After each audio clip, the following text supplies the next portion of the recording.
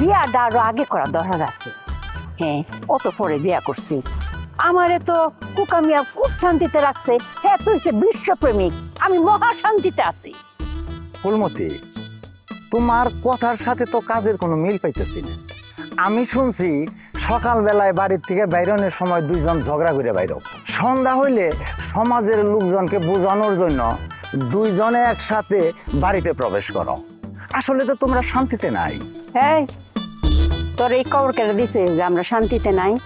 এই বদমাসের একটু আমার সামনে দইরাম, হ্যাঁ কান্দা কাইতে আমি ফান খায়। সারা জীবন মানুষের দমকের উপরে রাখলা, তাতে কি পাইলে? পাইলে খুগার মতো একটা বাট পারে। আমি তো তোমারে কইছিলাম সারা জীবন আমি তোমারে রাজরানী করে রাখুন। আমার কথা তোমার ভালো লাগলো? তোর মতো কাগাছে সুমতি বিয়া করবো? হ্যাঁ, তুই আমার চোখের সামনে থেকে সর।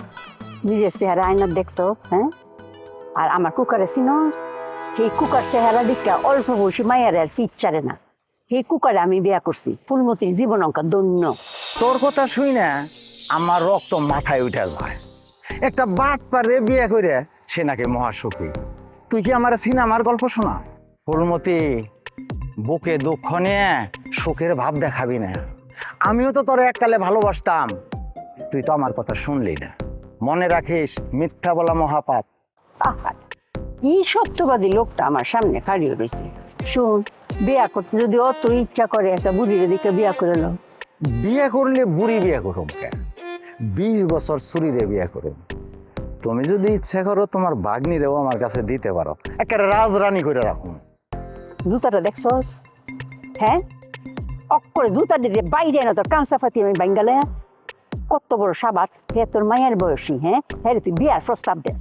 তোর কবলে তো মাইর আছে রে। তোর মতো লুচ্চা এই এলাকার মধ্যে দুইটা নাই, তুই একলা, এক নম্বর। তোদের বাসায় এসে না শুরুতে একটু আনইজি লাগছিল, এখন বরং ভালোই লাগছে।